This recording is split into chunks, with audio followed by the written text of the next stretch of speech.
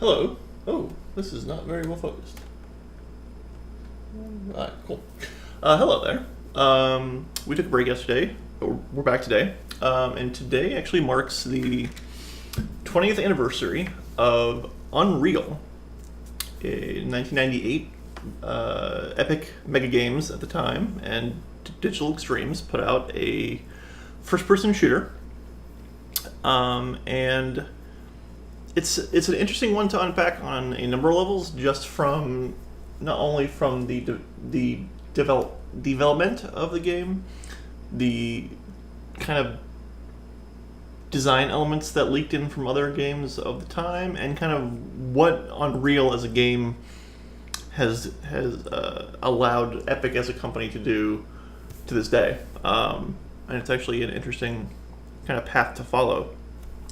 Unreal the game, because now Unreal is also the engine that Epic makes licenses and makes games for. But Unreal the game, I feel, is generally forgotten in the rigors of time. It's not usually thought of with reverence like Doom or Quake 3 or. But its progeny, like Unreal Tournament and its sequels, are. Those are, I feel, those rightfully have a place in the legacy of first-person shooters. But Unreal itself, not so much. So we're gonna check it out. My personal experience with this, I played this because I was, if you watched any stream in the past 2 weeks of mine, you'll know that I'm a big enthusiast of Quake, but I also, played any first-person shooter that came out. I was really into the genre, and still am. So I played a decent amount of Unreal, but my issues, I think, with it then, and I did a little bit of playing it recently just to make sure it works instead of streaming stuff. It definitely, I think I can start to kind of pinpoint why it's not as well remembered because of some of the things that it does. So we're gonna check it out, and we're gonna try and talk about it a little bit, and we're gonna play through the single player campaign for a little bit, and kind of talk about what it's doing and go from there. So I would say that make sure this actually comes up.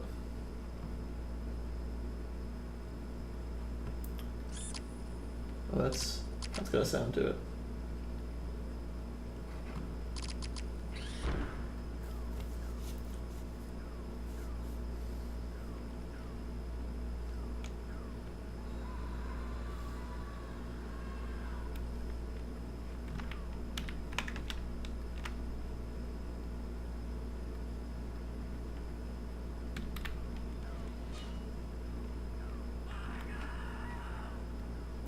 It's getting a little weird, so we're going to do it this way.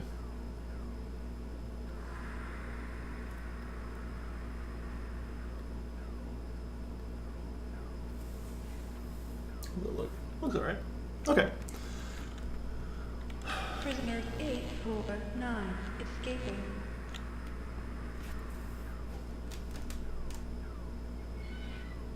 Sorry. Tweaking settings. So, Unreal. Let's get the settings up a little bit.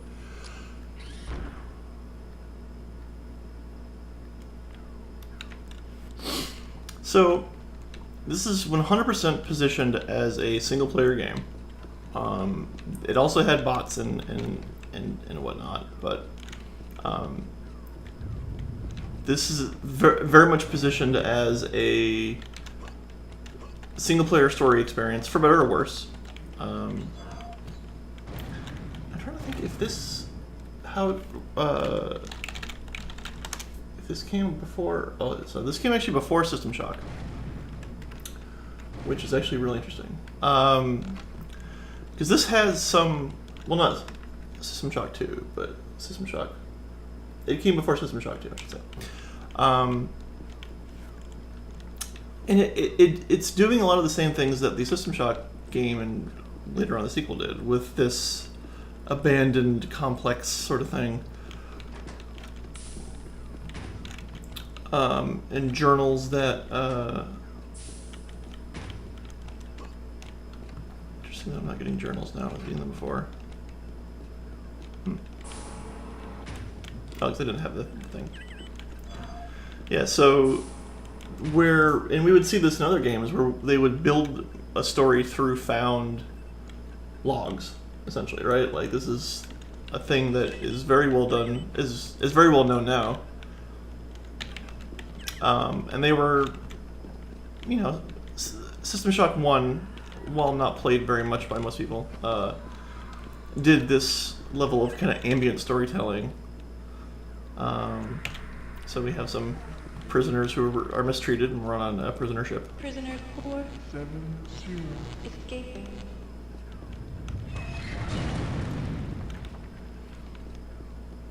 So, as a sort of a cinematic thing, this is definitely unique. It was definitely a little more unique than I think what many games had been up to at the time, at least in what it was trying to do. I'm not really sure it succeeded at that, but it definitely tried. This poor man was I just executed this poor prisoner because I happened to press a button. And that's really, like, stuff like this, right? Like this, which I think will kind of lead us into what the main problem with Unreal is as a story or as a first-person shooter, is that it's, at least to me, it seemed like for example, this room, the only thing this entire room does was so you can come down here and electrocute that guy and see the lightning come down and kill him, and see the lens flare from the lights. I forgot there was dashes. That's it. You're like, okay, I've seen it. It's so it has this theme park element to it more than a immersive story sometimes. But it certainly was trying, and that it deserves praise for that, to be sure, for at least trying. With cinematic explosions and all the screams, and they're really going for kind of an Alien/Aliens vibe for this, like, the story. You got this dilapidated prisoner ship.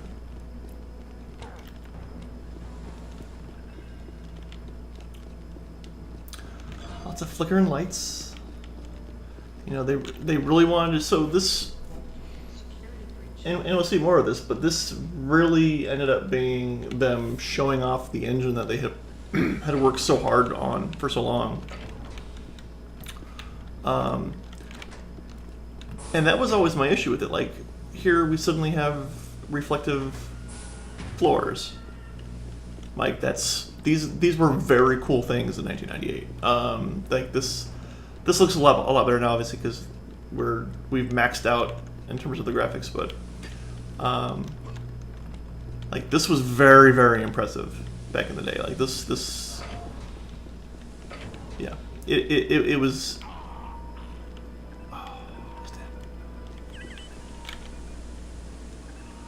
Vortex altering our course may have proven detrimental to our mission. We are caught in a gravitational field of an uncharted planet. I ordered the engine foreman to divert power to the drives.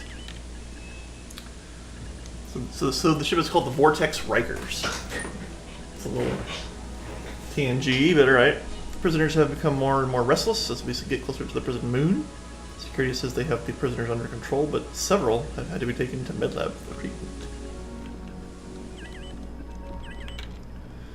We're en route to the prison moon. Long-range sensors are detecting uncharted magnetic masses in the sector. The captain has ordered us to change course. So,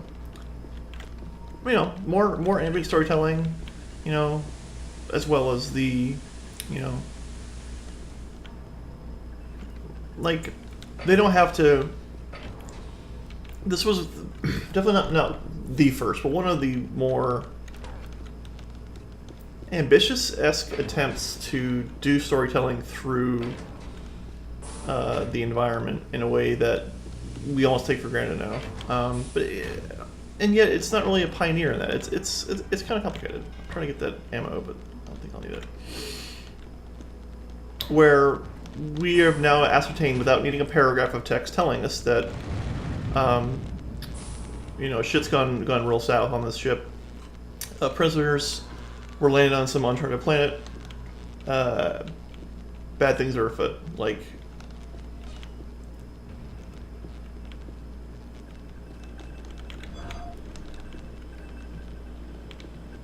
I said, there are games that have done it better, but this was also pre Half-Life. Half-Life was 99, this was 98, so what would be the game to set the standard for first-person campaigns, first-person shooter campaigns? Hadn't really come out yet, so this was trying in that space, and I don't think it really got a lot of credit for it. We have colored lighting by 98 wasn't super impressive. It looked nice. It was, it was still good. I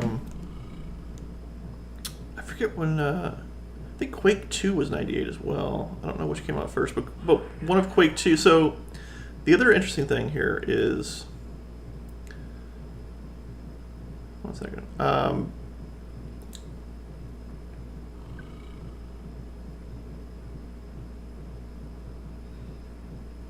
Wow. This is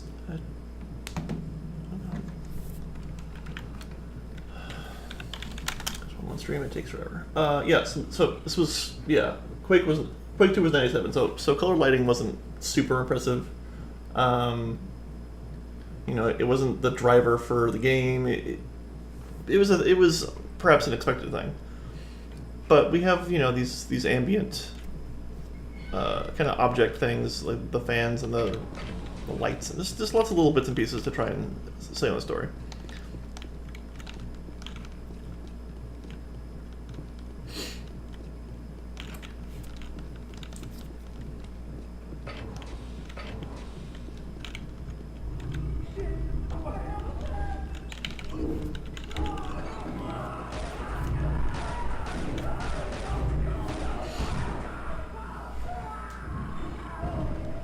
Sounds like everything's going fine in there. Crouch? I don't remember there being a crouch, actually. That's interesting. Some sort of alien man has killed him. Hi.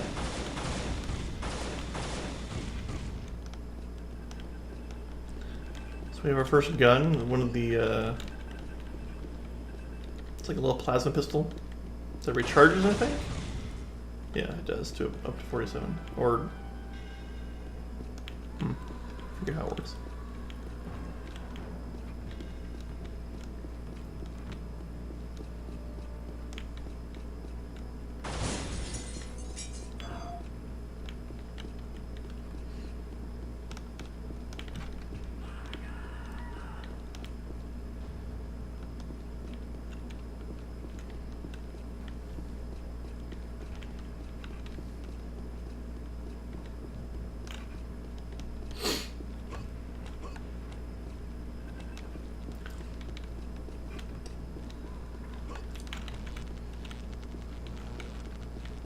Oh right, I have to press the button to make the thing.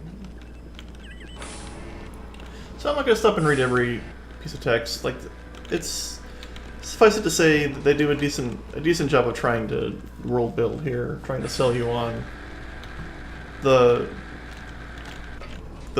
calamity that is the ship landing on this planet. Vortex Wreckers couldn't quite hold back from the NC. So we got some Star Trek homages here. They pulled all power to the drives to no effect. We're spiraling towards the planet. I don't know what is going to happen to us. It's dire.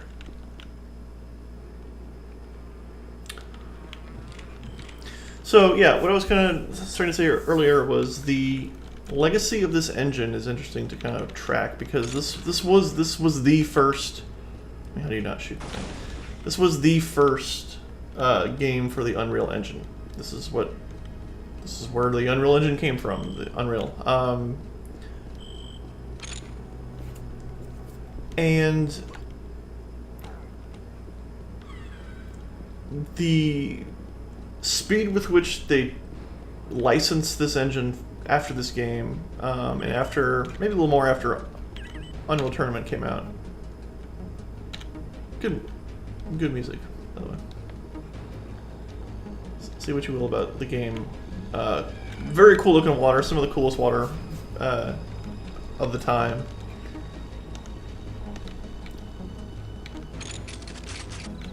And our second gun, the auto mag.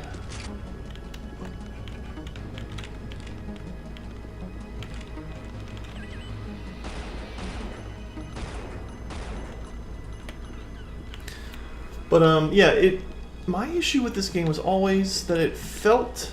Oops, what's going on? Oh, right. I entered a team chat thing. Was that it felt like a demo for the engine more than a solid game experience.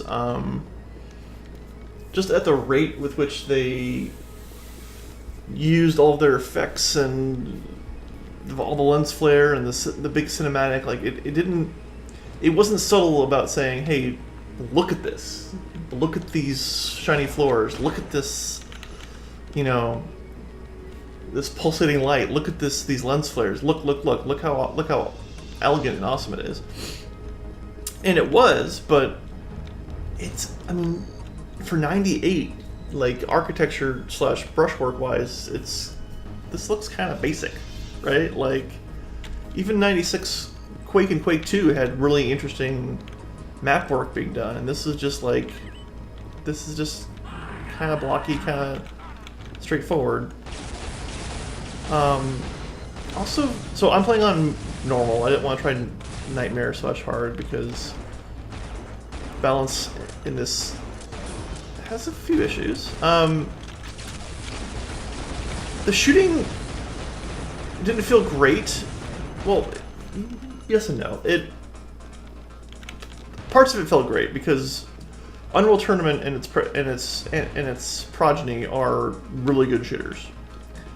So this has some of that DNA in it, obviously, but they hadn't quite refined it, so it felt a little clunky. It felt a little awkward. Those beats, though.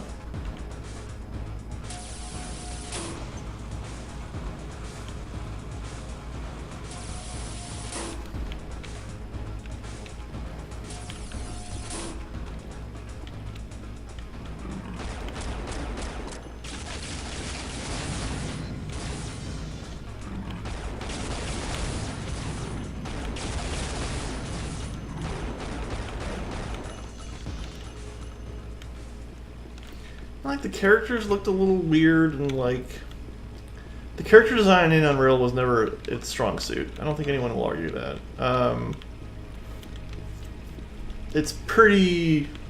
It's always been like you can still see their maybe a little less so against like Fortnite, but the wholly unique character design has not been Epic's strong suit. It's been tight shooting, it's been tight gameplay, interesting mechanics. My burden does not end. More minions have been cast down by their angry gods. I will pray for their souls, but I fear my prayers are not heard. I must travel to the temple of Chizra. Never make your R's look like A's to seek balance. Hi.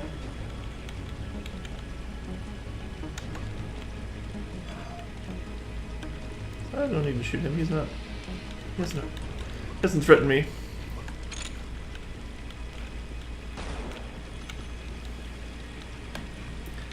But like this, it just also felt very barren and sparse. Like, look at this for a 98 game. There's just so much dead space that doesn't do anything. I know they're trying to set the atmosphere, which is fine, but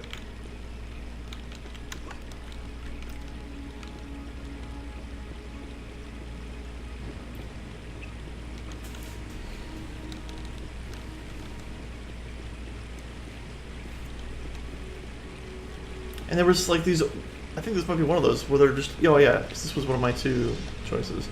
These awkward dead ends. I don't think there's a cave behind here though, so.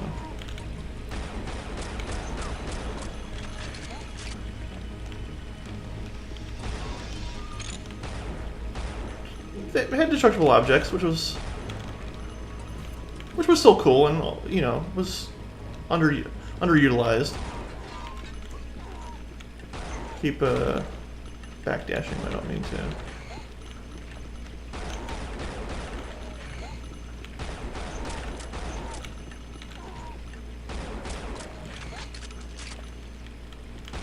It had reloading, which is kind of weird. Not weird, but okay, I'm really not backdashing this much, I promise.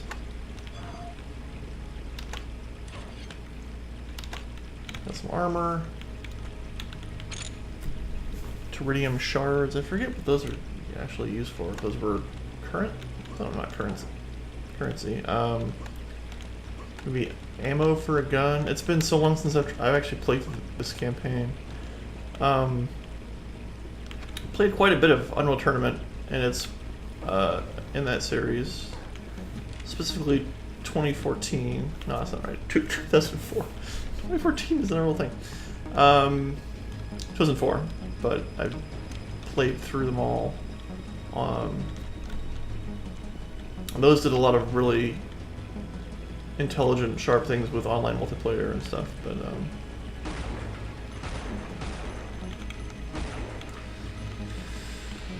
this is just, yeah, it's doing its thing, I guess.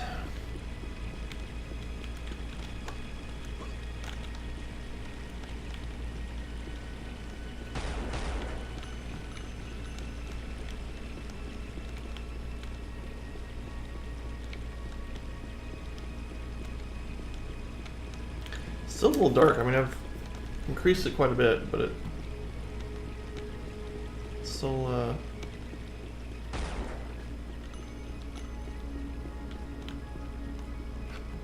still dark. Okay, so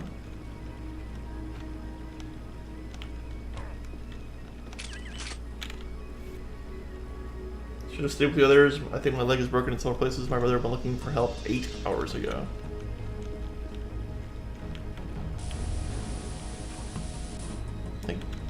Like, is there a quick save? I mean, I'll save just here, just have it done. But I forget if there's a quick save.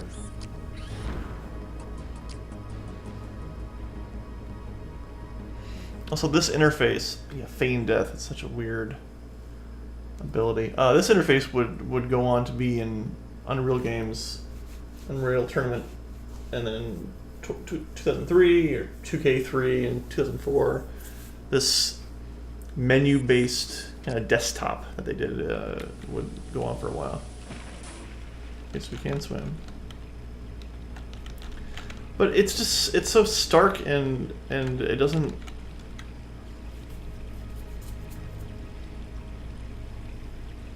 It's not doing a lot, I think is what I'm trying to say.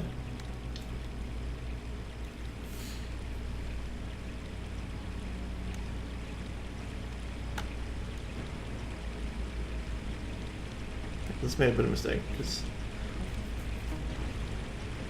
this was always my issue with playing it when I would go back to play it, is I'd get kind of stuck in these weird, unnecessary dead ends. I would just stop, because I was like, I'm not enjoying myself, I'm not really...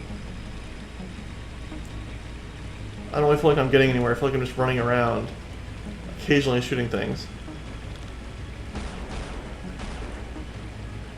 Shot that bird though.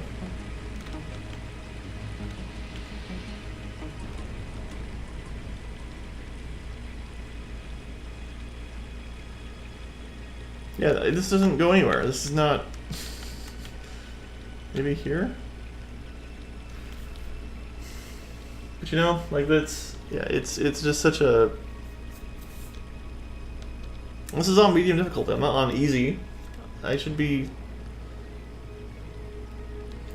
Typically the arc of a game like... What? Fisher? Hurting me? Sure. Of a game like this will be You know, the ship it sets the story, gets you into what's going on, and then you know, sets you on your way, on your bike. Let's start shooting things, exploring levels, making progress.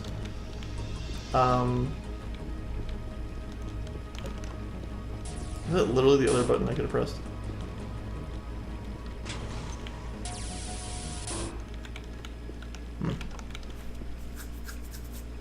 Like, we're struggling to shoot anything at this point. And we just found a giant way to get back to the other side. Like, this is different from the one I took originally. I literally remember very little about this in terms of where I'm supposed to go, so that may work to our benefit in terms of the exploration element, except now I'm back here, I think. Okay, no, that was the other option. Okay.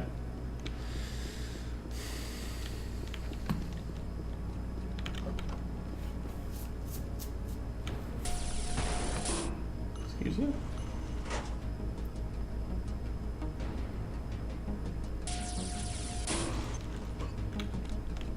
Oops.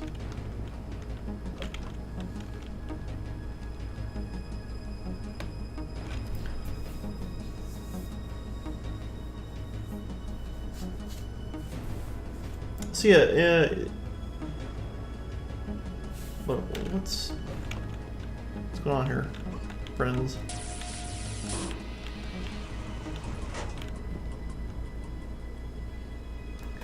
So what this it always felt like, you know, it's starting to feel that way again. Is a giant tech demo for their engine that they worked really hard on. I think they spent a lot of effort working on the engine with the intent of competing in the first-person shooter market without needing to go to id for an engine, right? Like, that's... We're literally back where we started. Wow. If you're making a game in the late 90s, a first-person shooter, you're either licensing from id, the Quake 1 or 2 engine, which lots of games did. We're gonna shoot him. Progress.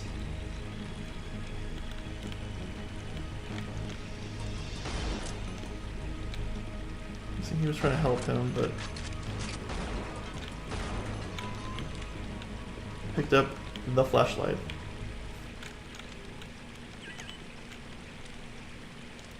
Let me switch over to my translator to read this book. Right.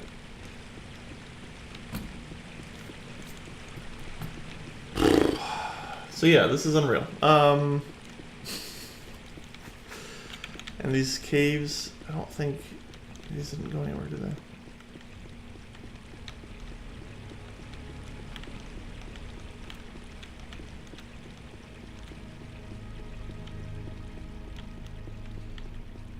Right, this just went here, which goes all the way.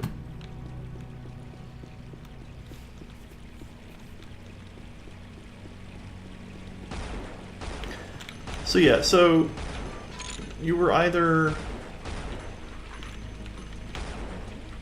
paying id license fees to use their engine that was, and that was done quite a bit. There were, you know,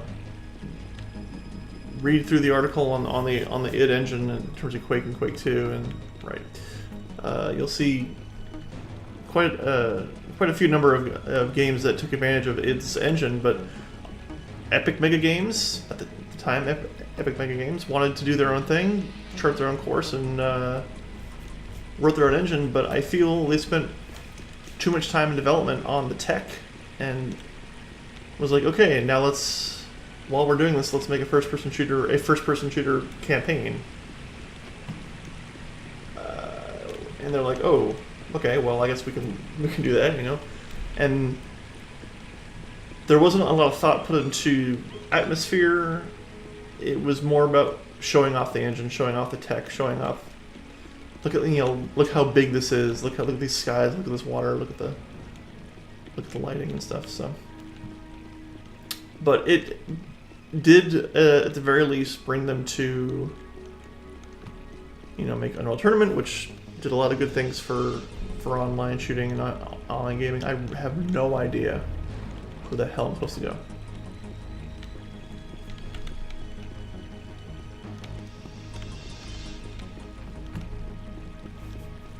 I've already been wandering around for like 20 minutes. I haven't. I mean, I know of one other place I can go. I guess I'll just go there. But this isn't exciting. This isn't invigorating. It's not. I'm not engaged in this world to try and find my way around. It's a stark, empty playing. It's not even a sandbox. It's just an empty box that looked pretty. We know that doesn't go anywhere, so.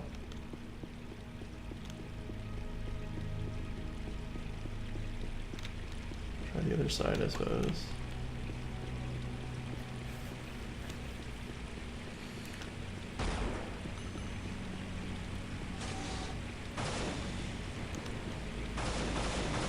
I forget how this recharge works. It doesn't recharge all the way up. It's like back up to 46. No, I forget. Oh, it slowly recharges.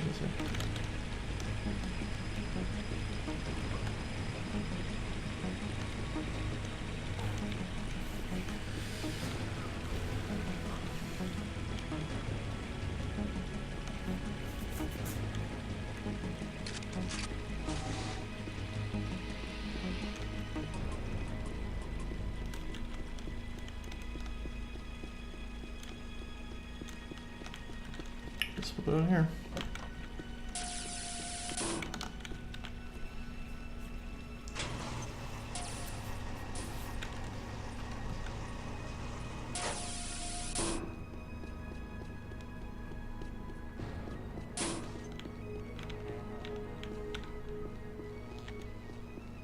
It just goes back up there again. So we can also go on the other side of the ship, which I think is also a dead end.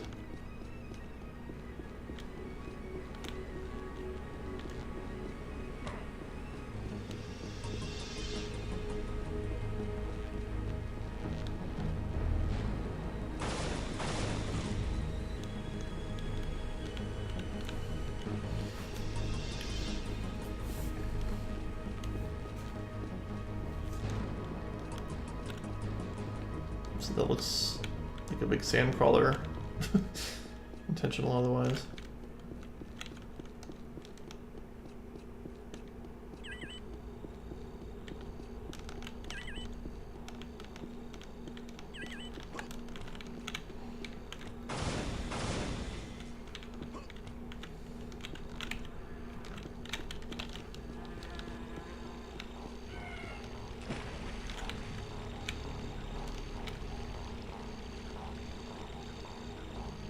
I mean, it had pretty decent sound design. Like, the music's really good, the sound effects are nice.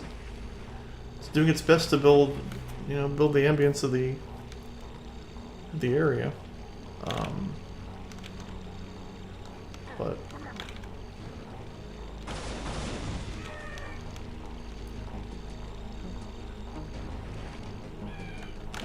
come on.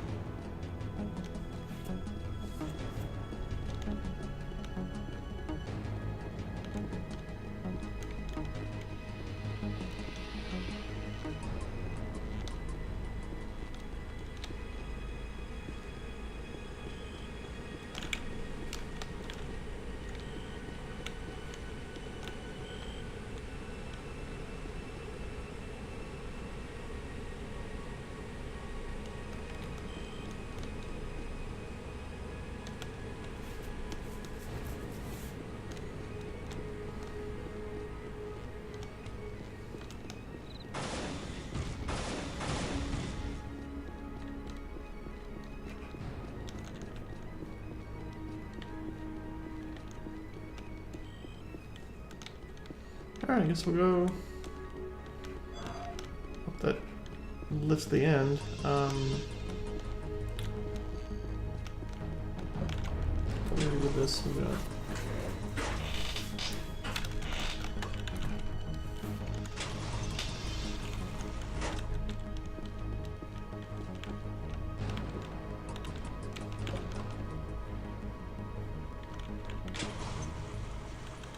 No, we didn't. Okay, well, progress at least.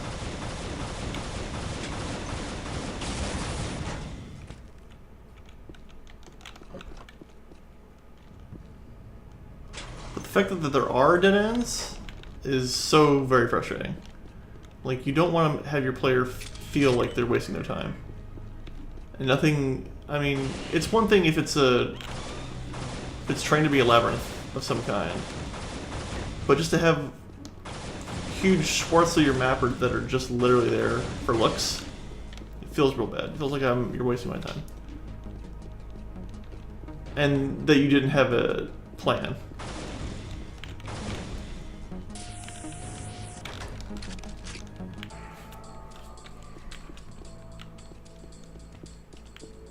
Now we're in the mine, the Rongier mine or something. And you know, there's not like a super clear.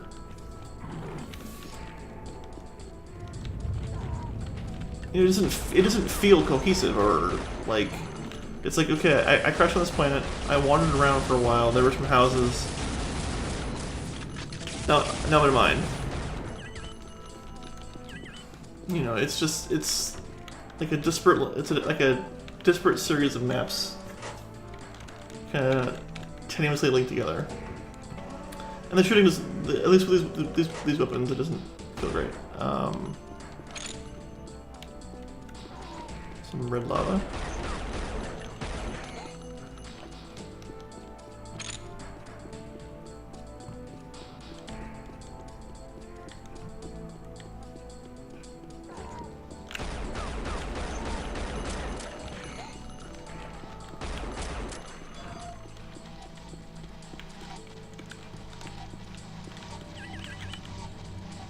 Force field power source 1 status is active. Shut it down. Shut it down. No real, even a hint at why I would want to do that. But I did.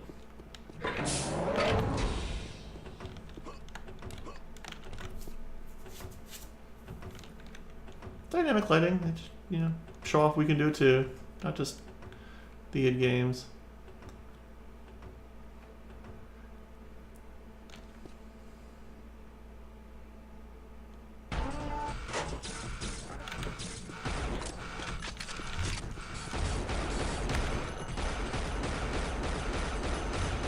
Very highly choreographed. Oh shit! Red light, scary. I mean, I don't want to get too down on it, but it just felt like a weird series of disconnected maps that had these things that just happened to happen. And that can be said for lots of first-person shooter games, I guess, especially the 90s, but this particularly, because the level design is so disparate, it's so bleak or stark,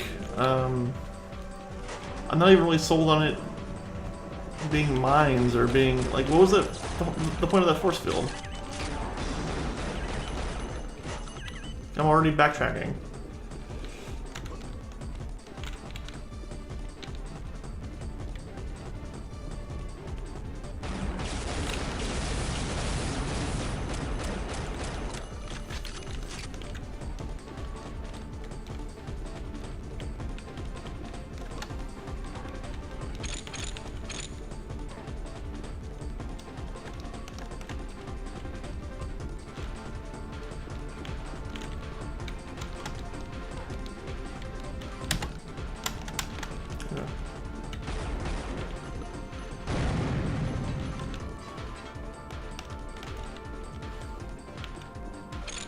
I think the crystals are ammo type later. I do have the anti-grav. Oh, that's a shield armor on the belt.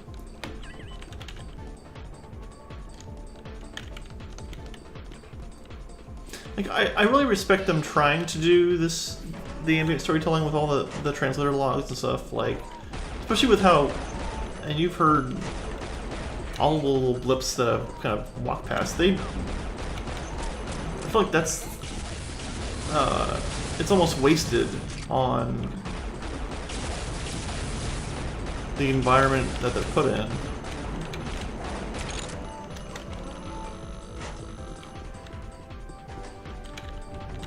Okay, I should not type.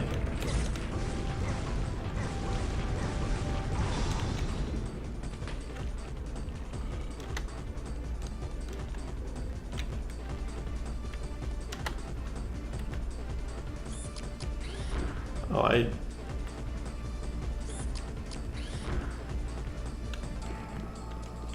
Author Cliff Blazinski. I didn't see that till just now. Cliffy B himself wrote this map, or designed this map.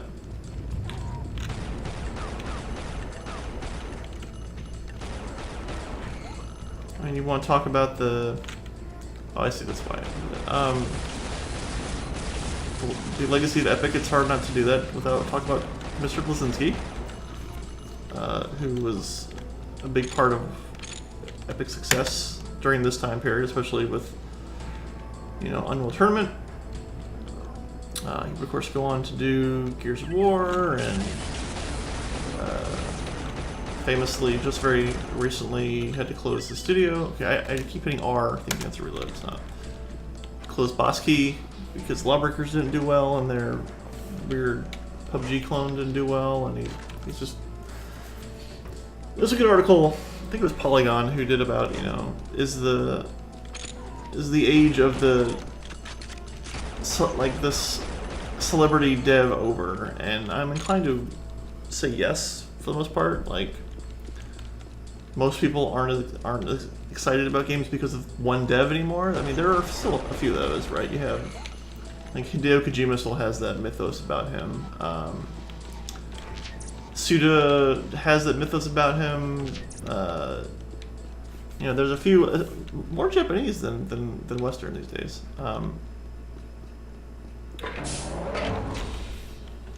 But yeah, he was one of those celebrity devs that you either hated him or you loved his style, and he was very polarizing. I personally was not a huge fan of his approach to dealing with gamers and dealing with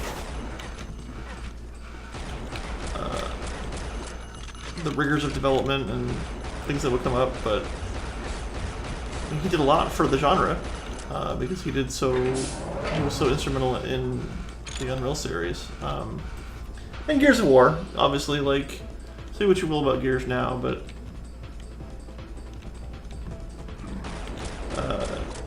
Gears it definitely is a cornerstone of the 360 third-person, the Xbox 360 third-person shooter movement, and that did a lot for it. Actually, it was very important.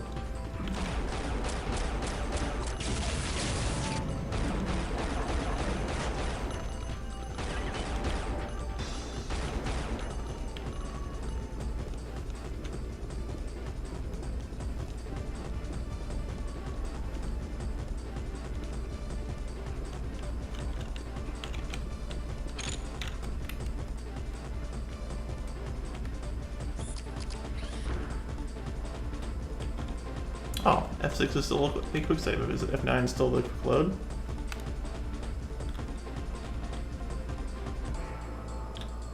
Oh, F6, F7. Okay. That's cool.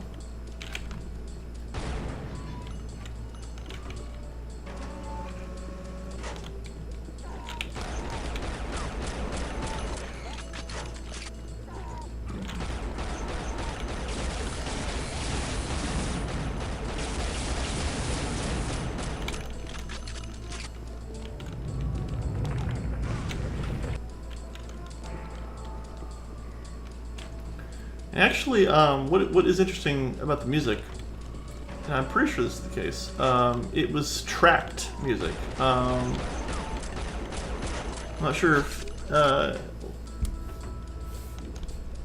it's really not talked about or used as much these days, but tracked music is basically a fancy form of MIDI, which is a way of storing instruments in a file that you could then access without needing it to be very large. Like, as long as you had a player that understood that file. Like, it didn't sound as good as, of course, as recorded audio. It sounded a little stilted, a little kind of sound banky, like you're playing a keyboard that had six sounds on it at times. But this was tracked music actually, and I did a bit of music tracking in the same time period, and it was neat that they were using that format and supporting that type of music. Whereas Quake, for example, just had CDs. I forget if, yeah, I'm not supposed to shoot them. Now I feel bad. It was just a CD of recorded music. Like, they weren't. You know, this at the time, it felt edgy. It felt tech savvy to have your music in a tracking format. I think it was Fast Tracker, maybe, or I mean, they're kind of compatible, right? But didn't quite get them in the blast. Do I even have a melee? And it had that kind of otherworldly electro feel to it as well, which certainly didn't hurt.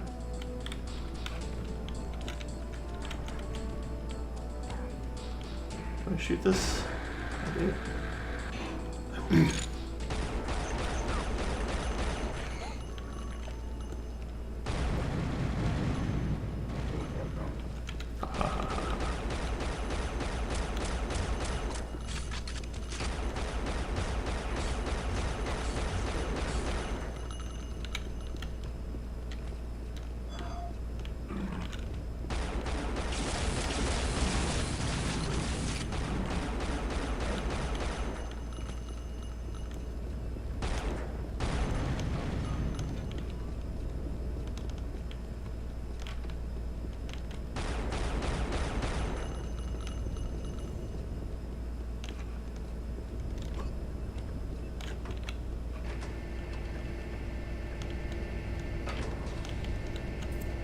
So we're at least trying some sort of central, you know, design thing with this base architecture here. I guess I'm gonna press all the buttons. I did it.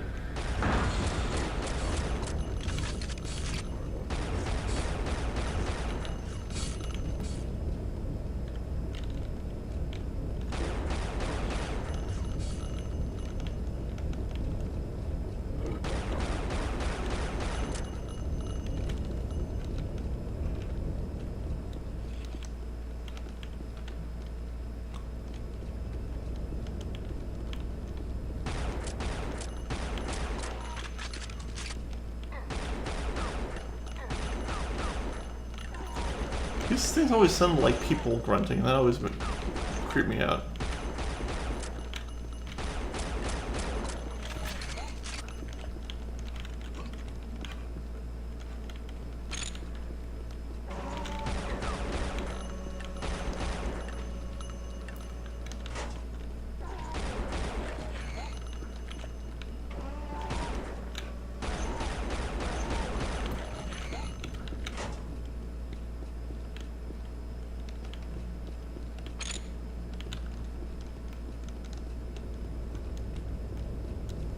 I found it interesting how many games in this time did the kind of combat log of what you've just done. You picked up a clip, you picked up 20 health. And the different ways that they all try to implement that. Okay, so we have the thing, what shoots the crystals we've been gathering. Sort of our nail gun. Slash chain gun. I'll just save that for a rainy day because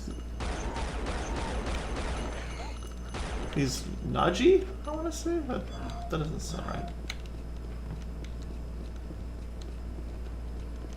I am very out of date on my Unreal lore, as one might expect.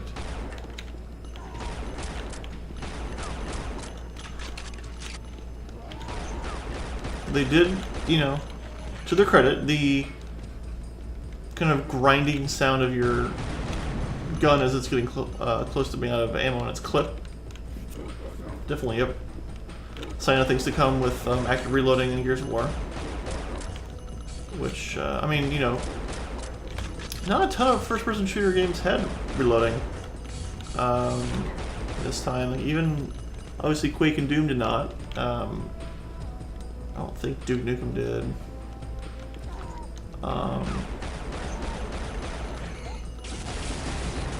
So, you know, and the argument for it would be that it's more tactical to not just spray the whole time, but be able to use your clip, as it were, tactfully, and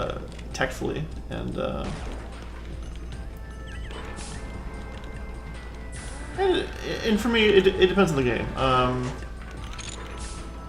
A game like Quake, I would not want to reload. A game like System Shock or any of the shocks, reloading helps create tension, helps create an immediacy if you're, you know, you run out of ammo at the worst possible time. It helps you want to manage your ammo, etc., etc.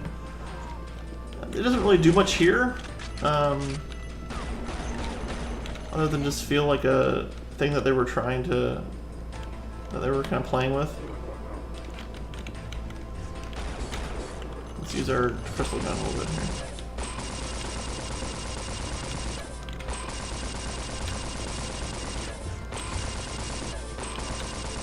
They really refined the weapon shooting by the time they did Unreal Tournament, though, because the shooting here feels so...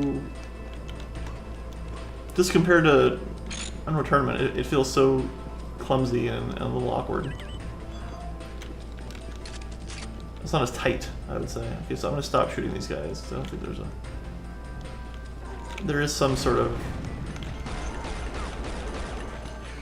bonus or score. I forget if there's a reason not to kill them, but...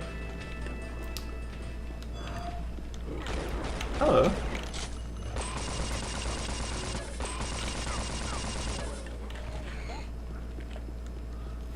A lot of, whoops. Well, that's bad for me. I hadn't saved in a little while.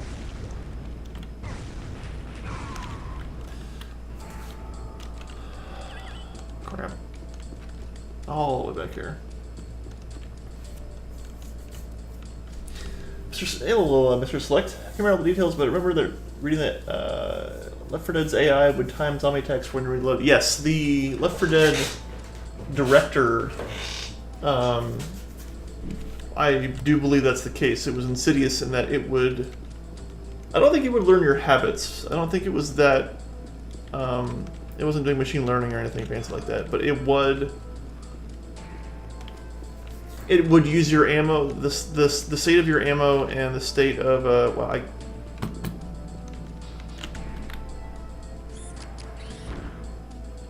Went way far back, maybe too far back with this. Oops. Yeah, it would use your ammo state to decide when the zombies attack, and that always felt scary, right? Because you're like, okay, reload. Oh god, here they are. Yeah, like a game like Left 4 Dead is a game where you want ammo reloads, because that's where you want that tension. Especially if they're sparse with the ammo, which they are, where a gun in that game feels powerful because there aren't very many of them.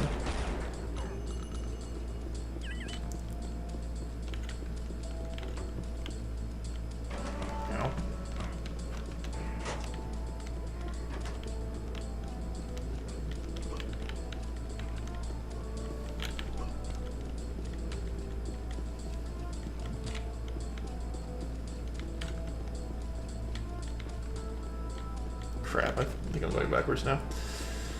How are we doing, Mr. Select? Did you ever play Unreal? I don't remember if you experience the majesty that is this game.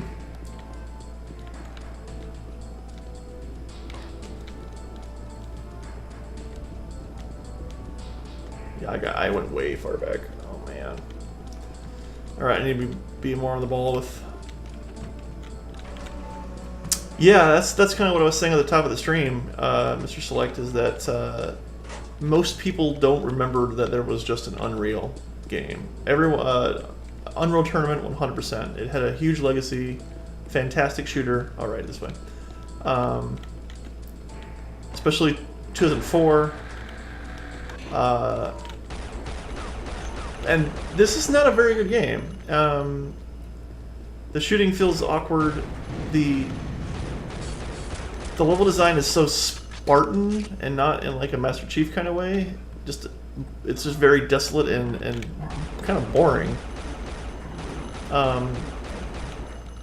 And you know, we missed kind of the intro, or you missed the. I don't know if you heard for the intro. I'm guessing not, but the first area is just a massive open land kind of paradise with lots of, you know, fancy water textures and lens flares, and it's like this was intended to be a tech demo, and that's what it always felt like, and that's what it feels like to me even now, is that this is not a fun first-person shooter. This is not an immersive experience. It's like, check out all this cool stuff we figured out how to do, that we made our engine do. It's the sort of thing you would send to a developer and be like, we're developing an engine. Here's its feature set. Play through the first few maps of this game to see all of the features that you can use in your game, in your commercial game. And if you're excited about it, you can license it through us and so on and so forth. So,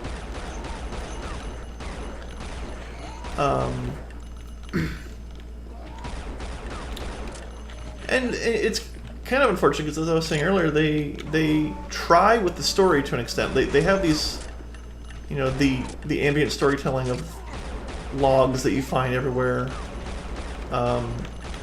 They at least try and tell the story of the, you know, crashed prison ship that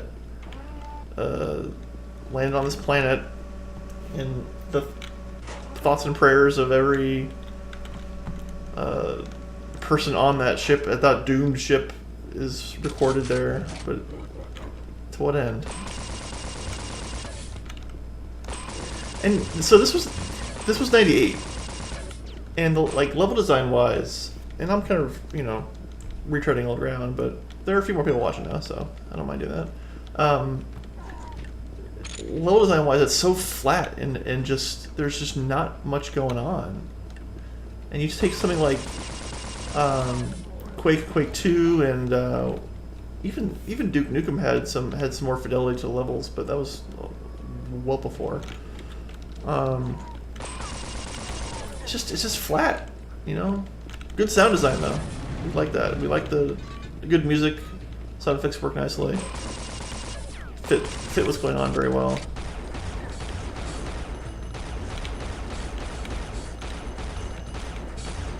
I should mention that this is free right now on Good Old Games, GOG.com. If anyone watching wants to have it for their very own and to experience the Unreal the game. It's the gold edition of Unreal. So check that out if that sounds like a thing you want to do. I would personally not recommend it. It's more of a relic / history lesson thing at this point than an actual fun campaign.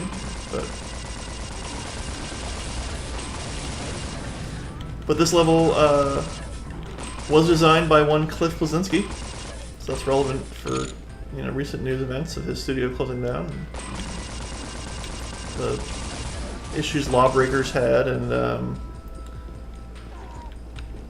his studio in general, with what was his PUBG clone, Radical Heights, right? Sorry, I didn't mean to hurt you, Goro. I'm sorry.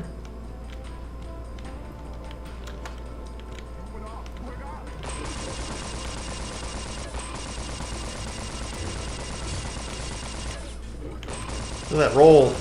That tactical roll.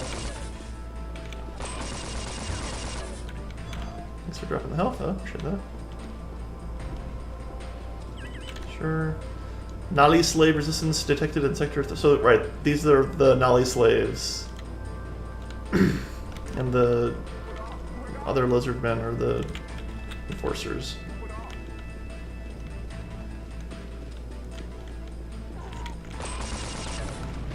I said that should have killed him.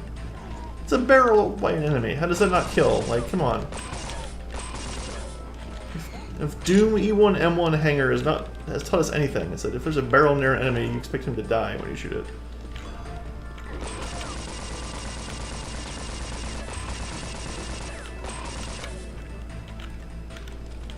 He's gonna go to sleep now.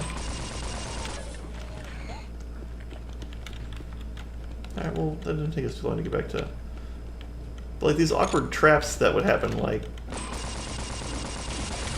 Also kind of feel bad, like, if you didn't know that that bridge collapsed,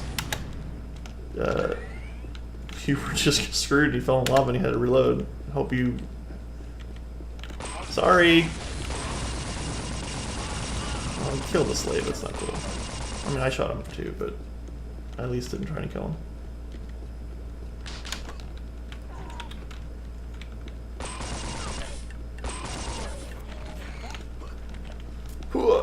I think it was one of the first games to have the quick dash double tap on either direction, which they ended up using to great effect in the Unreal Tournament games. I forget if the first Unreal Tournament had the adrenaline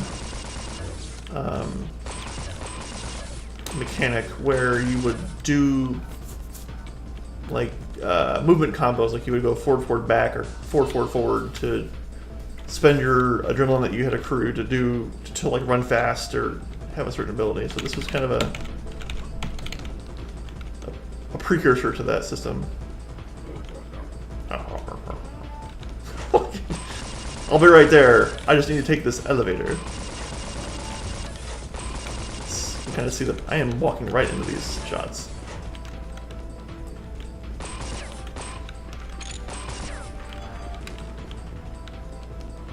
You can kind of see the pathing of the enemy as he's like going over there. Hang on, I'm coming down here to get you.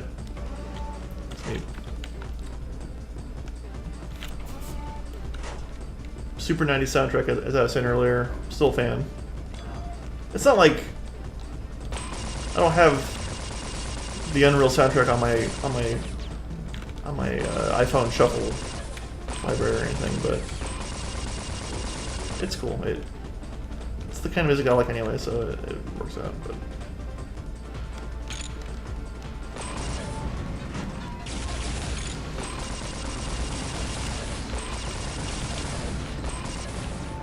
bye.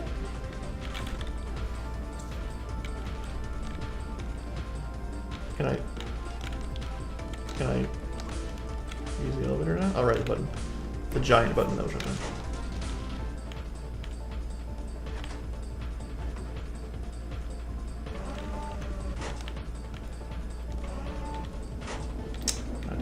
Whoa. Awkward.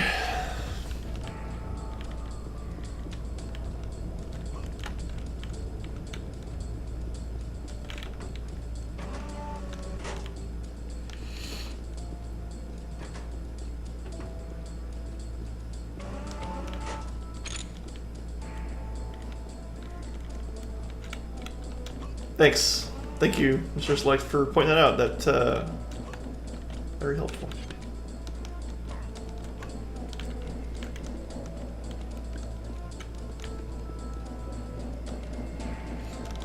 So, like, stuff like this. Like, let's briefly talk about the design of this particular part. The point of this is if you fall off the bridge somehow, to get you back to the beginning. But you can also come here through the very obvious secret of the elevator to get the armor. That's all. No enemies, no ammo. Just here's 4 fans of varying. I mean, obviously the fan here is what may have killed me earlier, but it's just a lot of that. It's a lot of these little pointless areas that are interconnected with kind of the main route that is not very satisfying. I mean, I keep going here as expecting a different result. That's madness, right? Yep. But I need to disable that thing anyway, so... Oh, it's just glass. Okay, well, sweet. Go for it, I guess. Thought I had to go disable generators. Press these giant play school buttons.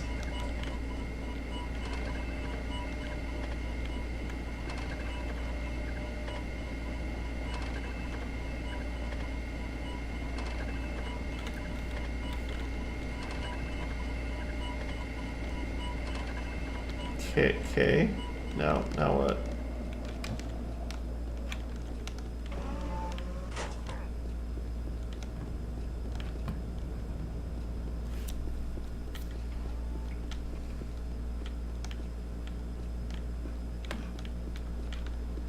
I know this is an elevator, I guess. Ow.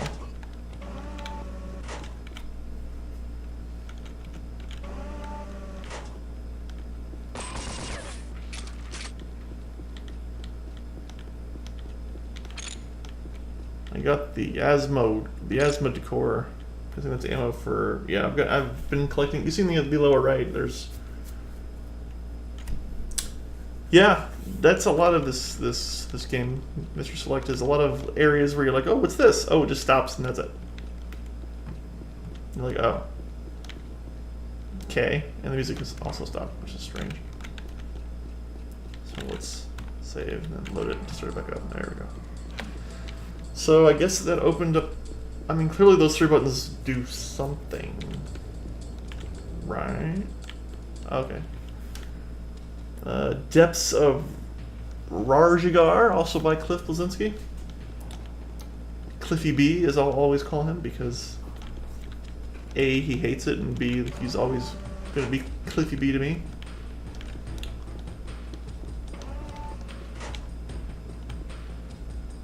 Pressing this button. Primary Teridium Transport Cart Activation Unit. I mean, we didn't really need to do that, right? Like, I see the button near a cart that is now gone, but... Ah! Everything's fine. Crap. So... this would be the equivalent of making a gun that shoots diamonds, because this is a valuable enough resource that they have a whole mine for it, but they have a bunch of guns lying around that let you shoot the thing that they're mining. It's kind of weird.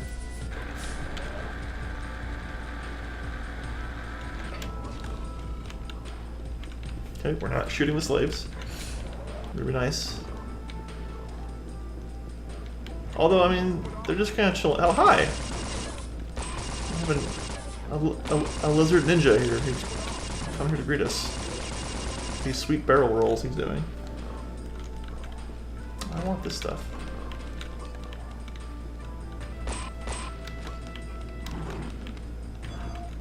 Super health pack.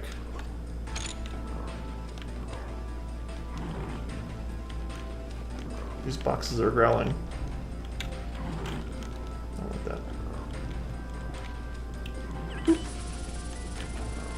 I mean, I like the idea of secondary transport card unit, yeah. I like the idea of having all these little, you know, messages all over the place. Not ideal is that I have to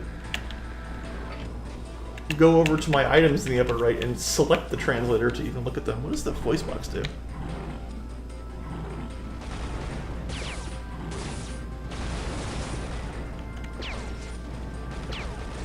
Is it like a boombox that's making sounds?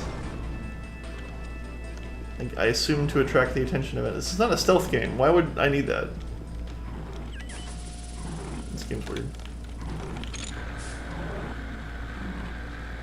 Oh, that's who's growling. Favorite FPS of all time, or top 3? Oh. You see, you can't just drop that in then, Mr. Select, because it's a very gotta get full. Because okay, so I would split it up into two genres of first-person shooter. Story-based.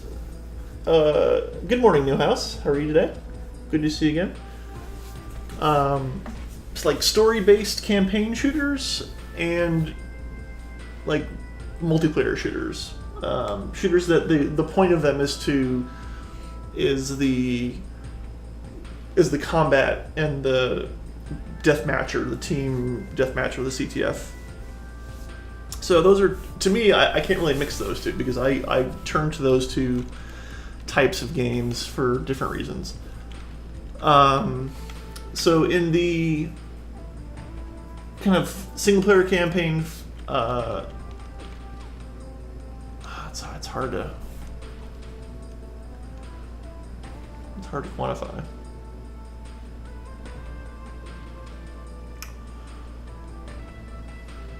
So Quake is definitely in the top 3, and that should be no surprise to anyone who looked for half a second at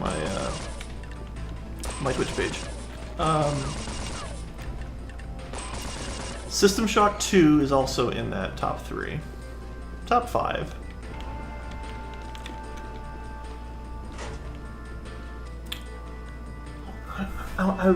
It's tempting to reach for BioShock, but I don't think it's in there. Well,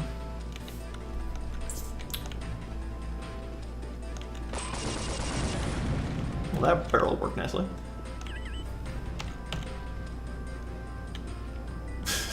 Sure. I'm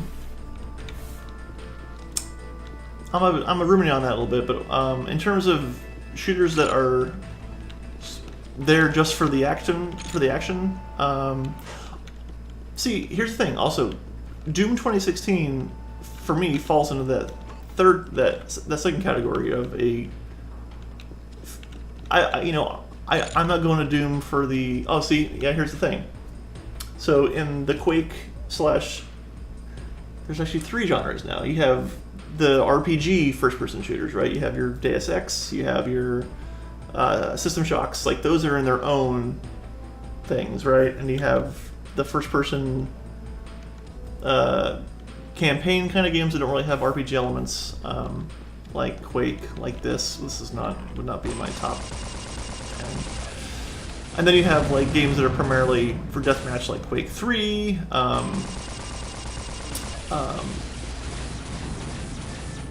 So I think it'd be Half-Life 2 in the same area with Quake 3 and with Quake 1 and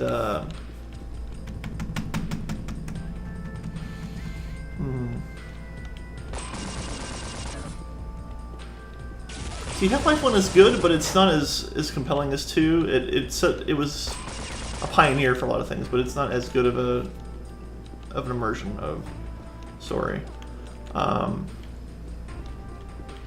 Yeah, see, it's hard for me just to pick a couple, because as you see, I'm already into quantifying and categorizing them into that they do different things. But in the 90s first-person shooter category of just like, here's some cool levels, here's some cool weapons, explore these things and go, absolutely it'd be Quake 1, number 1. And then Painkiller series, actually, would be a follow-up to that, which we're going to do some streaming of at some point.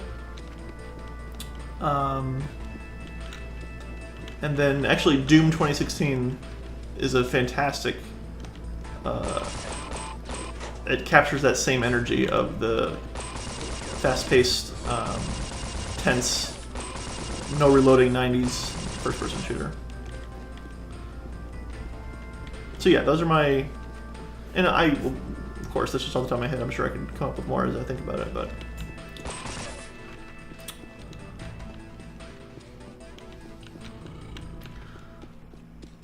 Truggles. I was surprised that saying that Doom 2016 was the first-person shooter to finish a long time. Same, like, it's the first game in a long time that as soon as I beat it was like, okay, let's go again. Like, usually after a game, you're like, okay, I'm gonna sit down and just move on to the next thing, or. But I was ready for the Iron Man / hardcore mode or nightmare mode or whatever it's called, where as soon as you die, your run is over. Yeah, that's a very good game. As soon as I get a better streaming rig, which is happening soon, I'm gonna be streaming a full playthrough of that as well. But yeah, that did an excellent job of capturing the whole finisher for health, for ammo loop that you would get into in every map. Felt awesome. It was tense. Like, I couldn't play that game. I enjoyed the hell out of it, but I couldn't. This is a terrible sound, by the way. I want to get away from the sound. The sound makes me sad. I couldn't play it for too long in a row because it'd be so tense. I'd be so worked up at moving from group to group, to kill to place to place.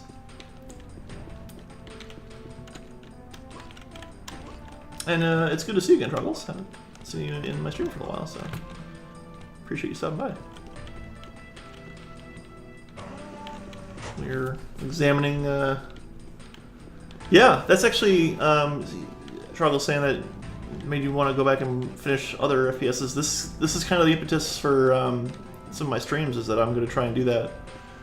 Have a big Steam library of stuff I've never finished, and it's an excuse to finish and talk about it. And there's certainly some in there that I did not finish. So what actually is the... So he's basically the Predator with the tail, right? That's basically what we're doing here.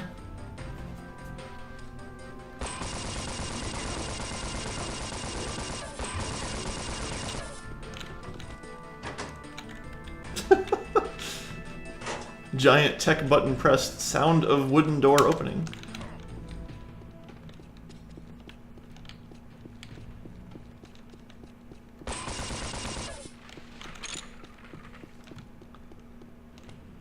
All right, Sacred Passage by Juan Pancho Eccles. This is not a Cliffy B joint. Okay, so we're back outside. We're exploring the majesty of the Unreal Engine again. The sweeping skybox and the lens, the god / lens flare. The very cube-esque landscape. It's just chilling out, watching it play. You interrupted me, how dare you.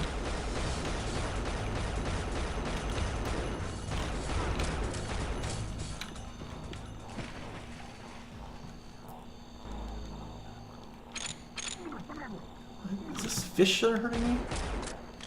Very strange.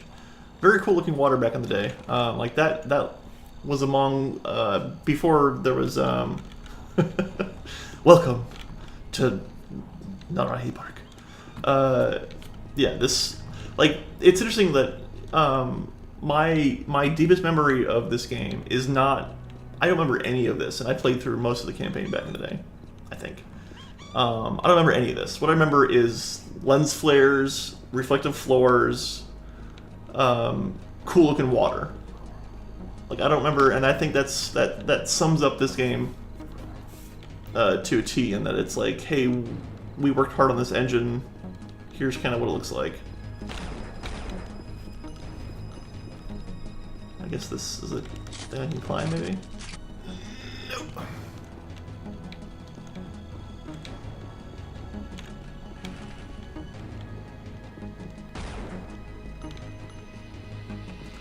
But you see what I mean? It's just kind of this big empty thing, right? Like, at least when they're outside, which I guess they're trying to sell it as a big open expanse of terrain that you... But there's nothing to explore. Like, there aren't like caves or grottos that you can find. It's also very flat. I just kind of realizing that it's there aren't a ton of changes in altitude in terms of the main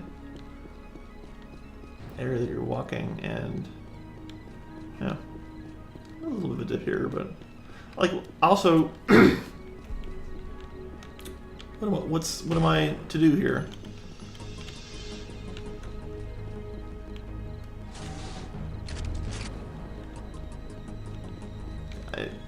I always feel like I'm missing something with this game, but it ends up I'm not. It's just it's just an elaborate dead end.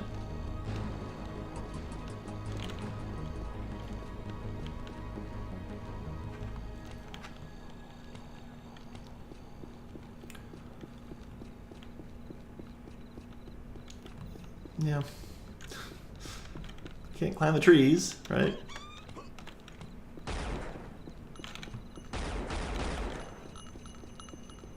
Clearly, I meant to go into this little temple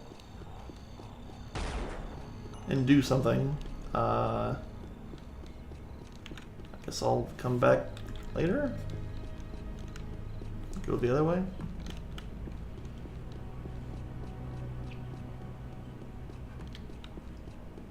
Or can I even do that? Is this... okay, so I have to... So we're missing something, clearly. Okay.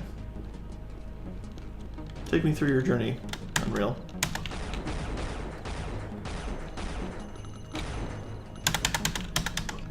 I can't translate the door. It's like playing an old Sierra adventure game. Use flashlight on door. Use flare on door. Use door.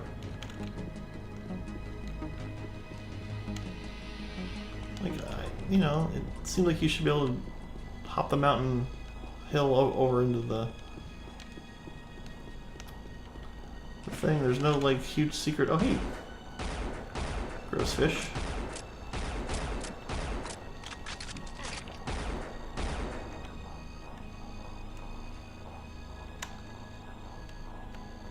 This isn't a thing. Somebody conveniently left ammo in here. Oh, there's a little cave here. Okay. Yes, Sierra. That's a blast from the past for me as well. I appear to be drowning. Did it. I've infiltrated the temple. Guardian birds are...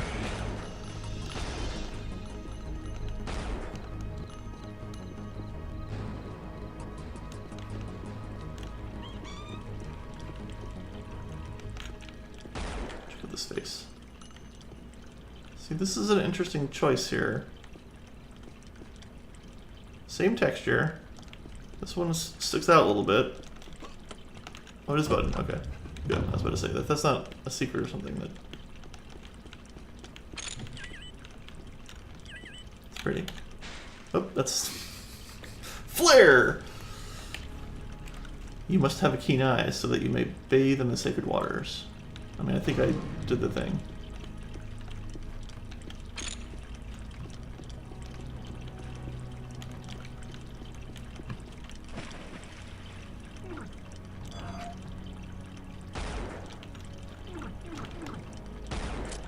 There's no way for me to interact with those fish, is there? They just nibble at me. He's still nibbling at me. That's bastard fish. Right. Okay, so yeah, it's a time thing. Press the button. That closes.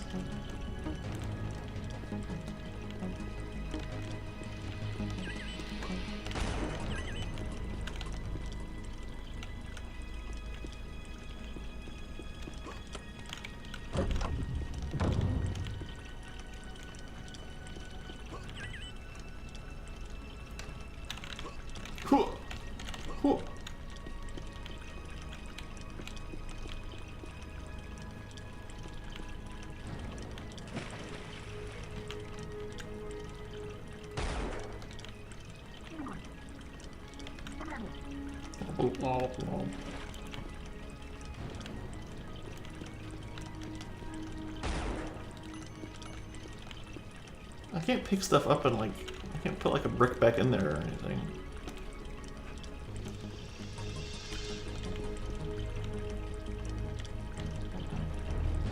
I think all this does is just close the... It was closed before.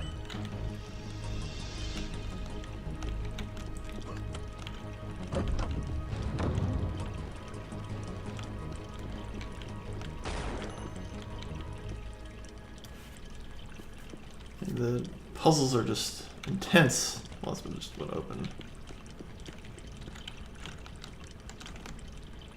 Can't crawl through it. I feel like I have a decent amount of... I have a decent ability to discern where to go next, and this game has just ruined that assertion of mine.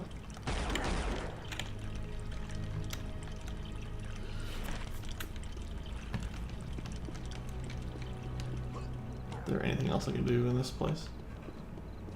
Guessing not. Oh, I guess so. That was just a thing I could do. Maybe it'll have a purpose later.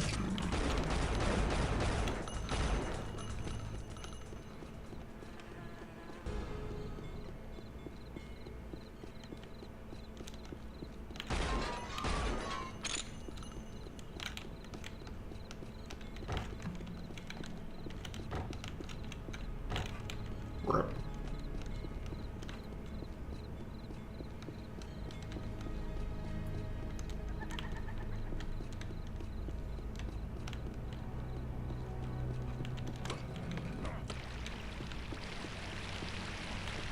That's cool. That's a neat effect.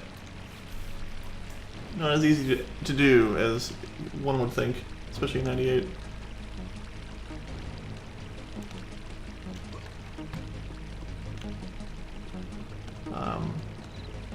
That open thing. So the other area was just a red herring. God. Chisara Nali Water God. Temple.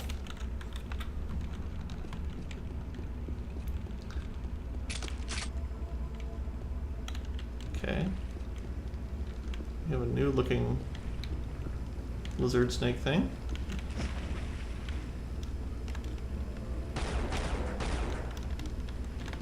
This looks like it's a lift, but maybe not.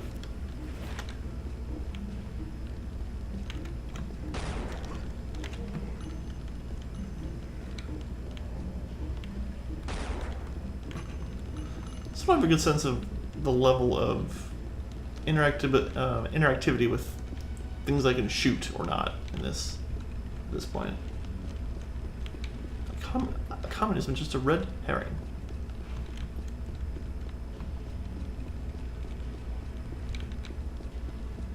You know, that call from J. Edgar Hoover was for me.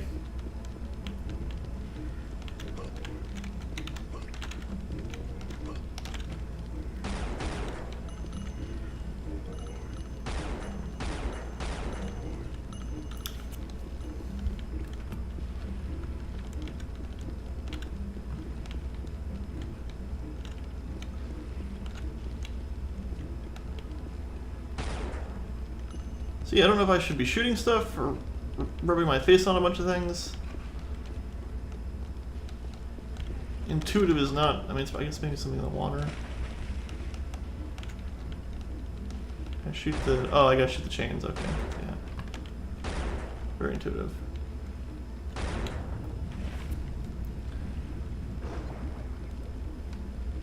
We did it.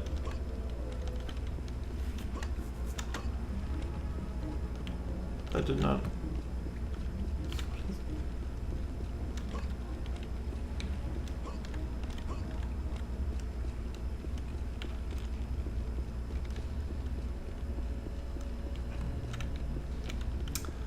Oh, got a little skybox there, it's nice.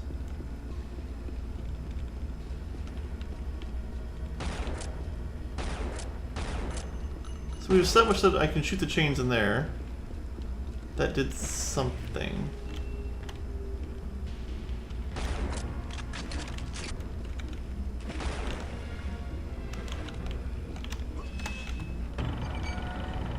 Oh, really? I had to Mario jump my way into that button? Okay. Ow.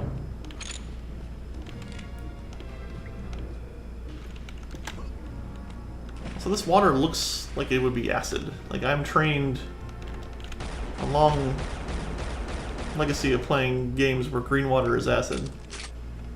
I don't trust it, but...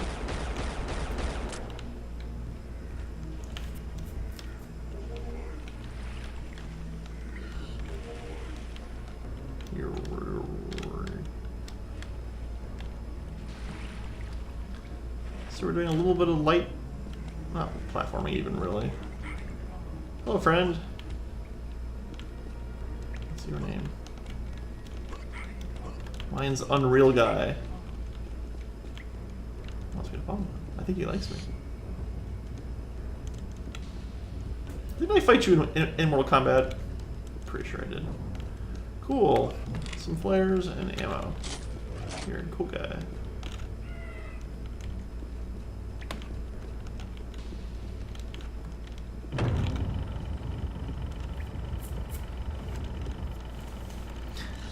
So I also don't feel like I know if things are triggered by me or just a script. Like, it's this weird combination of both. It's incredibly awkward feeling. I spy a new gun. The ASMD. So this would be the.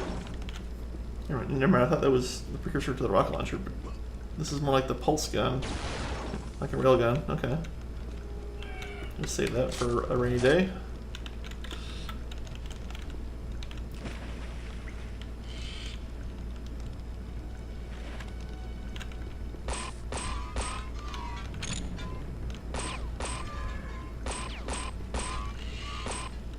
I always put my ammo in my pots. Why would you put your ammo?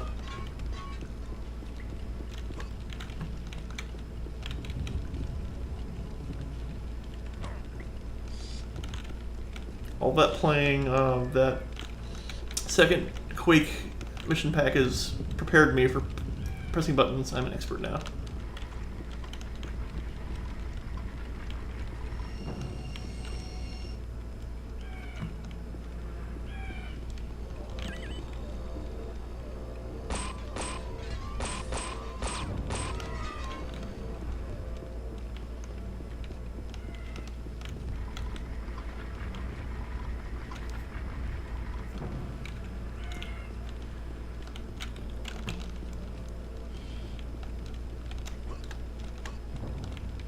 I mean, I do appreciate that they try to do with the destructible objects and the little bits of terrain that you can move. Like, it's definitely a lot more interactive than a Quake or a Doom at the time, and we would see that obviously in Half-Life a year later, done to much with much more impact. Can I? I need to. Beyond the stone seal lies the inner ceremonial chamber of the Nali Water God. I mean, cool.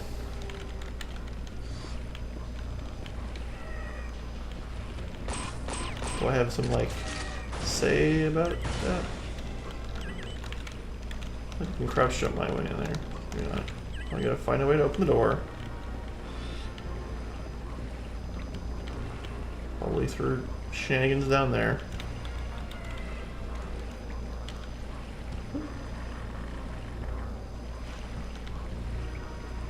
Or a button here, maybe, with these stern-looking men on these pillars.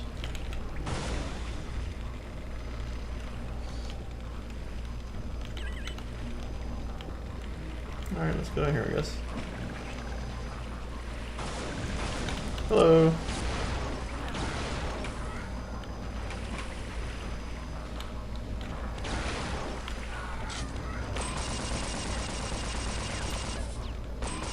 Sort of Naga esque thing going on there.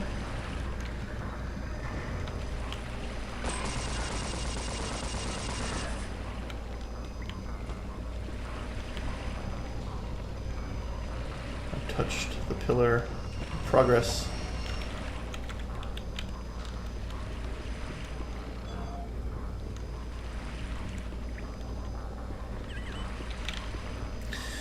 The Nali water god, Chizra, in his holy temple, has been overrun by the water serpents and the demons who came from the stars. Only the Messiah can purify the temple now. I don't think that's me. Ow! Unnecessary. Do you have buttons for me to press? Like, it's this weird mix now of so many things. I've been burned throughout this... bugs. I don't want to shoot my guy. My things that aren't progress and things that are, that I feel hesitant to follow things down to a natural conclusion, lest I waste 20 minutes on nothing.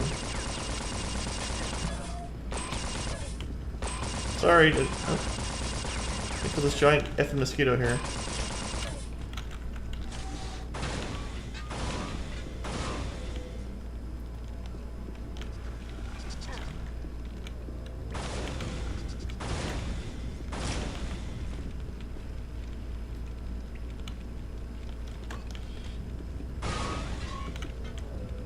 Oh, this is the thing.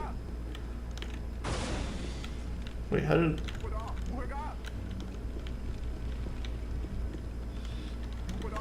Don't speak your language, sir. That definitely went down all of a sudden through touching or shooting. Oh, I think it was this button. Yeah. Okay. So we'll go to the... But yeah, the shooting is just so underwhelming here.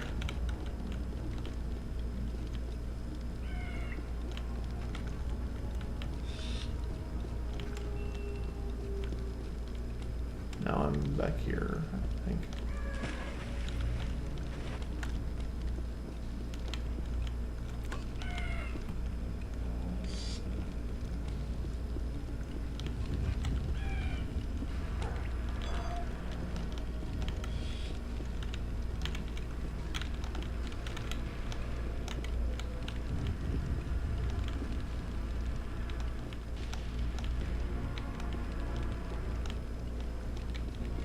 Which of these squares will give me my progress?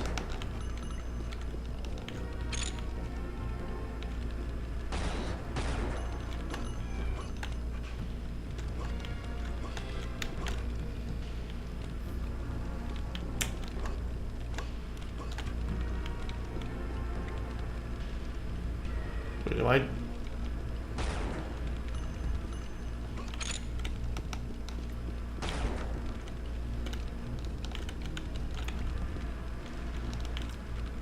Surely I'm not literally stuck here.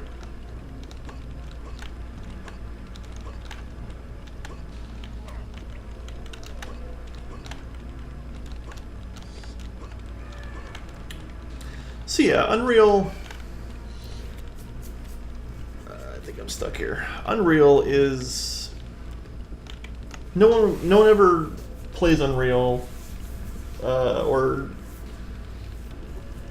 In the legacy of first-person shooters from the 90s, from which first-person shooters came, this was definitely a...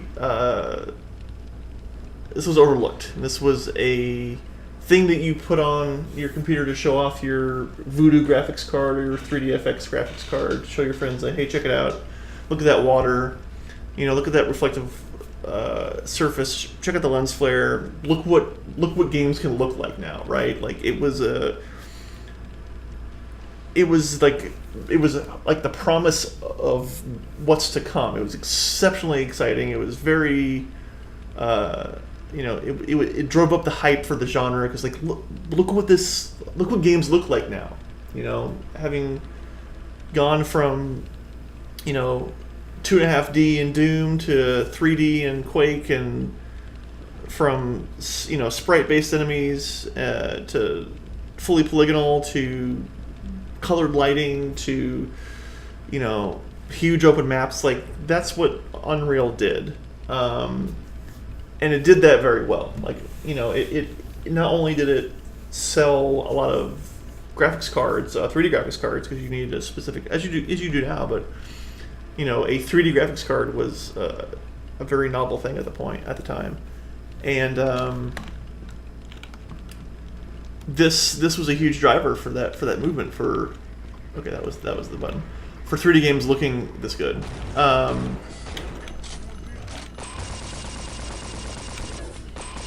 But for its story campaign, it is not going to be remembered for that. No one's going to miss or speak fondly about the awesome campaign in Unreal. But it did set up Unreal. It did set up Epic to, of course, to Unreal Tournament,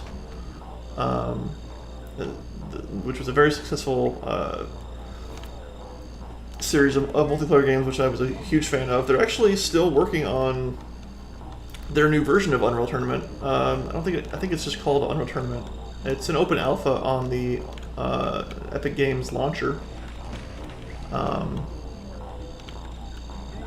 I have played a little bit of it. It feels a lot like Unreal, like Unreal Tournament. They absolutely nailed the shooting in it. I think. Yeah, Triangles, exactly. Like, Unreal Tournament is what got the headlines. Nobody really knew that this was a thing, and nobody needed to, like, after a certain point, right? Like, games like Sin and let's see, like Rise of the Triad was a little earlier, but there were, especially after Doom and Quake, there was this huge bevy of, I'm not sure I can get out of here, huge bevy of 3D games, many of which were using the this engine, the Unreal Engine afterwards, and rightfully so, because it's a very nice engine. But yeah, this kind of just fell by the wayside as a byproduct of them getting the engine out there and a way for them to sell the engine. So,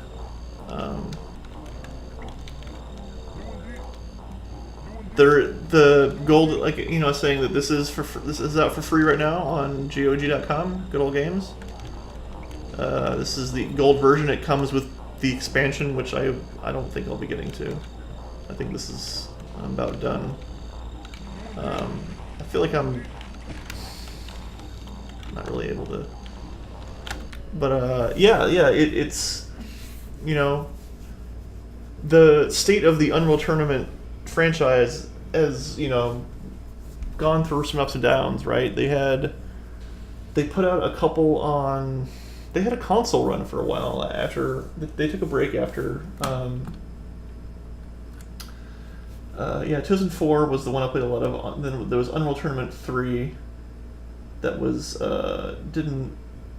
not quite as interesting, and then they took a break for the longest time, and then now they have Unreal Tournament on PC on their launcher. But it's very interesting about this because I've heard very little about this, and I wonder if it's because Fortnite has become such a thing for them where it seemed like they were trying maybe a bunch of different tracks for their studio, right? They had, not only are they selling the Unreal Engine or licensing the Unreal Engine to studios, including the game that I'm a developer on, which so I can speak to the Unreal Engine as being very versatile, but also having some. I mean, every engine has its fuzzy bits, but. Yeah, so they have their licensing for the Unreal Engine. They have Fortnite, which this was not the game that was developed, the one that's incredibly popular right now, the Battle Royale mode, which they quickly, knee-jerked into after seeing how successful PUBG was doing. And that's incredibly popular right now. So I wonder if that's played into why Unreal Tournament has kind of fallen away. I haven't seen any blogs on it recently or any updates on it, so I don't know if they're just letting it simmer. Of course, their third person MOBA Paragon was closed down because of they wanted to keep focus on Fortnite. So yeah, Epic there's a lot of question marks around Epic. Right, they had Battle Breakers, Shadow Complex. Yeah, that's one of their games I would love for them to come back to. I really love Shadow Complex. That was a really good Castlevania-esque thing they did on 360 and later PC. So yeah, I don't. Epic's development future is very cloudy right now, at least as far as I can tell. I mean, they have a lot of capital with Fortnite, and what they choose to do with that is going to be interesting. I would love to see them take that and continue development on these other side things. I really hope they don't just funnel all the money into the Fortnite, machine and put these other properties to bed. Yeah, Trials agrees. Shadow Complex was amazing. It was. That's a thing I should play through again. That was surprised they didn't come back to that. That got so much critical response. Yeah, Unreal. I don't know. We'll see what they do. But in terms of Unreal Gold and Unreal's place in the legacy of first-person shooters, I think we're safe to say it's better forgotten for being a single-player campaign. It's better. It had multiplayer, right? Like it was the precursor to Tournament, but Tournament was where you went to for this, and Tournament had much better shooting, much better guns, felt tighter. I think it was a little faster too. So it's definitely best forgotten, but still important. Launched the career of Cliff Bleszinski and Epic Game at the time, Epic Mega Games, and we'll see what they do next. I'd say this definitely does not hold up. I wouldn't want to keep playing this, just because it feels like my time is not being rewarded for exploring, and I just don't enjoy the there are lots of games in this time period that are really fun to go back to and re-explore and find all the secrets and do that. Here it just feels arduous. So I think that'll about do it. Just under 2 hours for the stream. So thanks for hanging out with me. And I think everyone who's been hanging out is a follower. But if you're happen to watching and you're not following, I really appreciate that. To give me a follow and say hi. But I appreciate everyone coming out and chatting with me. And we're gonna keep up the streak, or we had one day off yesterday, but I think what we're going to do is maybe stream some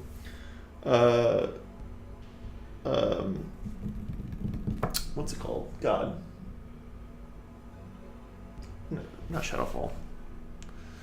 God, Shadowrun, of course. Shadowrun Dragonfall. I think we're going to start streaming that maybe tomorrow.